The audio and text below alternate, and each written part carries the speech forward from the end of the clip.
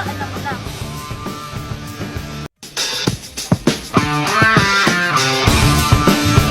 Halo teman-teman, perkenalkan nama saya Yunima Elvin Rosmi Syagula dengan NIM 2421 09267. Halo kawan-kawan, perkenalkan nama saya Yuliana Chandrata dengan NIM 2421 09269. Bye-bye.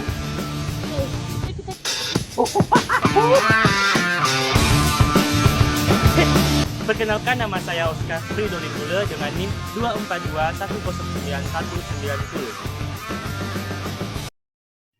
Baik teman-teman, saya akan menjelaskan tentang cahaya dan alat optik. Langsung saja, apa yang dimaksud dengan cahaya? Cahaya adalah suatu gelombang elektromagnetik yang berasal dari suatu benda yang memancarkan cahaya. Benda yang dapat memancarkan cahaya disebut dengan sumber cahaya. Sumber cahaya terbesar di bumi adalah matahari. Berdasarkan sumbernya, cahaya dibagi menjadi dua, yaitu satu, cahaya yang berasal dari benda itu sendiri, seperti matahari, api, lampu pijar, dan senter. Yang kedua adalah cahaya yang memancar dari akibat pantulan pada permukaan suatu benda. Ada juga sifat-sifat dari cahaya, yaitu satu, cahaya dapat merambat lurus. Cahaya dapat merambat lurus ketika melewati medium perantara yang memiliki partikel yang sama dan perantara itu memiliki kepadatan optik yang sama. Seperti contohnya, ketika kita menyalakan lampu senter, maka cahaya senter tersebut akan merambat lurus. Yang kedua adalah cahaya dapat menembus benda bening. Cahaya dapat menembus benda bening atau benda transparan seperti kaca atau air karena cahaya dapat menembus celah-celah kecil dalam antara medium tersebut sehingga benda bening dapat meneruskan cahaya. Contohnya ketika cahaya matahari menembus kaca jendela. Yang ketiga adalah cahaya dapat dipantulkan. Cahaya dapat dipantulkan kembali ketika mengenai permukaan benda tersebut. Seperti contohnya pada benda licin atau benda yang mengkilap. Pemantulan cahaya sesuai dengan hukum refleksi, sudut datangnya cahaya akan sama besar dengan sudut pantulnya. Seperti ketika kita memantulkan cahaya pada cermin. Yang keempat adalah cahaya dapat dibiaskan, di mana cahaya dapat berubah arah atau berbelok ketika melewati batas antar medium dengan kepadatan yang berbeda seperti udara ke air. Contohnya, ketika kita memasukkan sebuah pensil ke dalam gelas bening yang berisikan air, maka pensil tersebut seakan-akan patah karena perubahan arah cahaya yang bergerak dari udara ke air. Yang kelima yaitu cahaya membentuk bayangan ketika dihalangi. Cahaya akan membentuk bayangan ketika cahaya tersebut dihalangi oleh sebuah objek. Bayangan sebuah objek tersebut terjadi karena cahaya tidak dapat menembus objek yang menghalanginya. Contohnya ketika kita berdiri di bawah sinar matahari, maka cahaya akan membentuk bayangan kita sesuai dengan arah datangnya cahaya. Bentuk dari bayangan tergantung dari datangnya arah cahaya, dan semakin dekat cahaya maka semakin besar bayangan, dan semakin jauh cahaya maka semakin kecil juga bayangan tersebut. Yang keenam adalah cahaya dapat diuraikan, di mana cahaya putih dapat diuraikan menjadi berbagai warna, membentuk spektrum ketika melalui medium tertentu. Proses ini disebut dengan dispersi. Contohnya ketika cahaya melalui prisma kaca yang membiaskan cahaya dengan sudut yang berbeda untuk menghasilkan pelangi warna. Hai teman-teman, sekarang giliran saya untuk membahas tentang pemantulan cahaya. Kira-kira apa saja sih yang perlu diketahui tentang pemantulan cahaya? Nah, di sini saya telah merangkum dua hal yang akan dibahas tentang pemantulan cahaya. Yang pertama adalah hukum pemantulan cahaya dan yang kedua adalah jenis-jenis pemantulan cahaya. Nah, teman-teman, kita akan membahas terlebih dahulu tentang hukum pemantulan cahaya. Itu ada dua. Yang pertama adalah sinar datang garis normal atau dilambangkan dengan N dan sinar pantul dilambangkan dengan R yang terletak pada bidang yang datar. Nah, teman-teman, kita perlu ketahui dulu apa yang dimaksud dengan sinar datang garis normal dan sinar pantul. Yang pertama, sinar datang adalah cahaya yang datang menuju suatu permukaan benda. Yang kedua adalah garis normal, yaitu garis imajiner yang tegak lurus pada permukaan benda yang dipantulkan oleh sinar. Yang ketiga adalah sinar pantul. Sinar pantul adalah cahaya yang dipantulkan kembali setelah mengenai permukaan benda. Nah, hukum yang kedua adalah besaran sudut datang atau dilambangkan dengan theta I sama dengan sudut pantul atau dilambangkan dengan theta R. Oke teman-teman, selanjutnya kita akan membahas tentang jenis-jenis pemantulan cahaya. Ada dua, yaitu yang pertama pemantulan teratur dan yang kedua pemantulan difus atau baur. Nah teman-teman, kita akan membahas yang pertama adalah pemantulan teratur. Pemantulan teratur adalah pemantulan yang terjadi karena adanya berkas sinar yang datang atau jatuh pada permukaan datar ataupun permukaan rata. Nah, pemantulan teratur ini akan mengarahkan pada satu arah saja. Contohnya seperti cermin dan juga air yang tenang. Dalam pemantulan teratur ada beberapa syarat yang harus terpenuhi. Yang pertama adalah adanya sinar datang, kedua adanya garis normal, dan yang ketiga adanya sinar pantul. Dalam pemantulan teratur ini juga akan memiliki sudut-sudut pantul yang arah dan sama besar dengan besaran sudut. Yang kedua adalah pemantulan difus atau pemantulan baur. Kira-kira apa ya yang dimaksud dengan pemantulan difus? Nah teman-teman, pemantulan difus adalah pemantulan yang terjadi karena adanya pantulan cahaya ke segala arah yang terjadi karena sinar cahaya yang datang jatuh pada permukaan yang tidak rata atau kasar. Nah, contoh pada umumnya itu tembok, kayu, dan masih banyak lagi. Jadi teman-teman, akibat dari pemantulan sinar cahaya yang pada permukaan yang tidak rata akan menimbulkan pantulan cahaya-cahaya atau pantulan sinar yang berarah acak atau tidak teratur.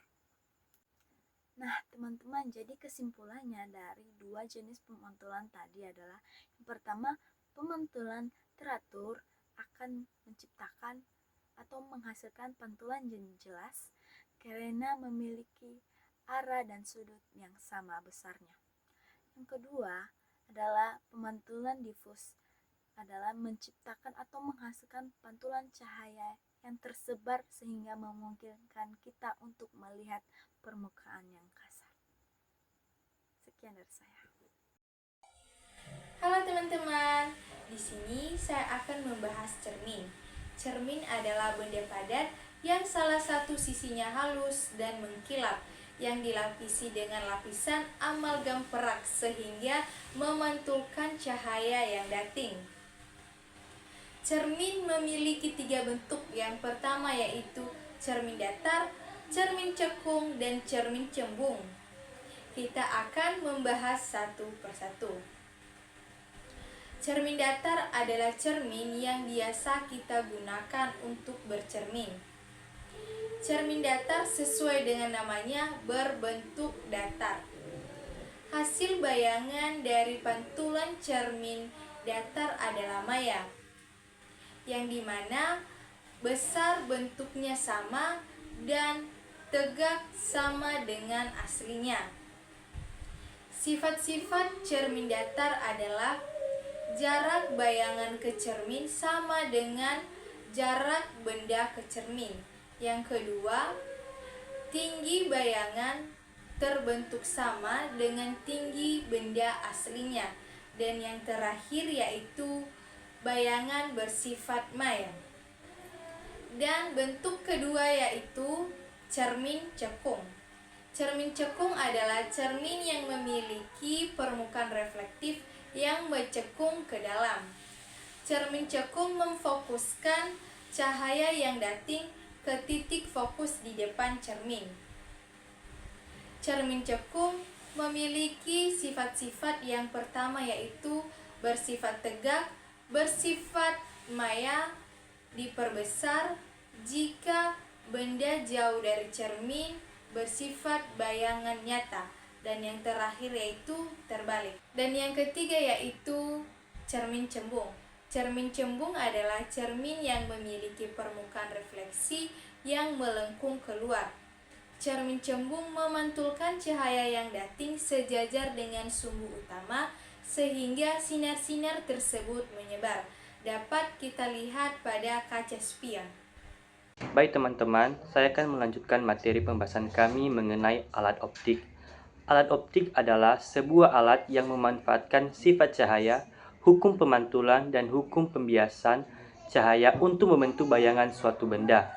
Alat optik terbagi menjadi dua, yaitu alat optik alami dan buatan.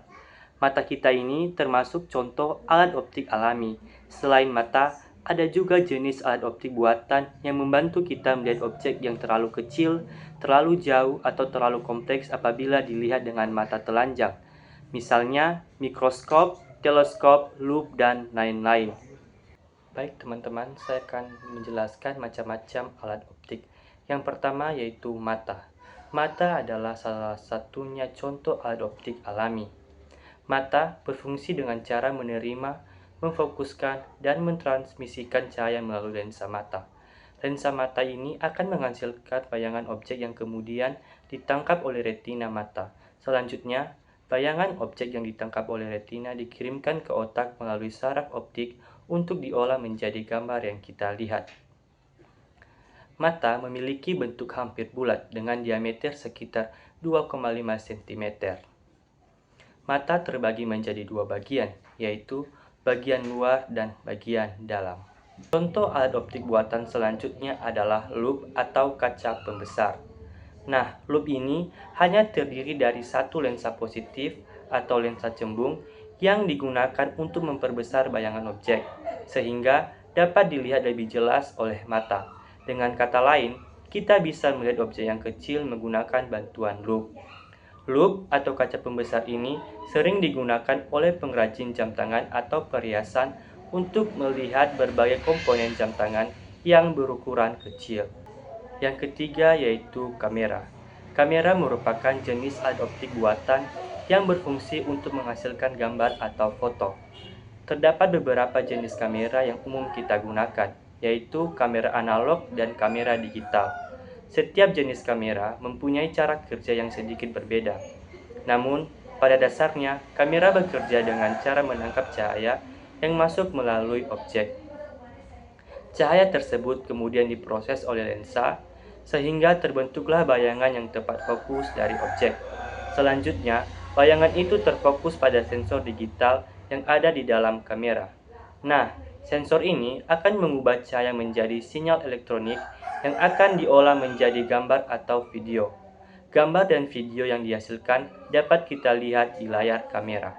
Selanjutnya yaitu teleskop. Teman-teman, lain serupa dengan mikroskop dan kaca pembesar yang berfungsi untuk melihat benda berukuran kecil atau mikro. Teleskop ini atau teropong bintang bisa digunakan untuk melihat benda-benda dengan jarak yang sangat jauh. Teman-teman, ada beberapa bagian utama yang selalu ada pada teleskop, antara lain dua buah lensa cembung, yaitu lensa objektif yang berada di depan berfungsi menerima cahaya langsung dari objek. Yang kedua yaitu lensa okuler yang berada dekat dengan pengamat. Selanjutnya, lensa pembidik untuk mengarahkan bayangan yang terbentuk oleh lensa tujuan, serta tripod sebagai penopang tabung teleskop sehingga teleskop dapat berdiri dan diam di tempatnya. Yang terakhir yaitu mikroskop. Mikroskop adalah alat optik yang bermanfaat untuk membantu kita melihat benda-benda yang berukuran kecil atau mikro. Mikroskop fungsinya mirip seperti lup atau kaca pembesar, tetapi perbesaran yang dimiliki mikroskop jauh lebih besar daripada perbesaran lup, yakni bisa mencapai lebih dari 100 kali lipat dari besar benda yang diamati.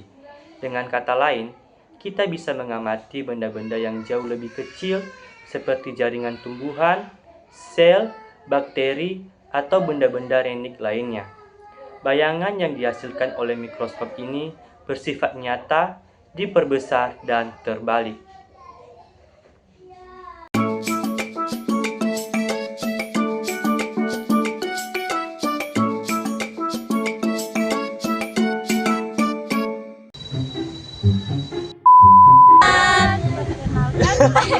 Kami adalah Erlen May Putri Zendrato dengan NIM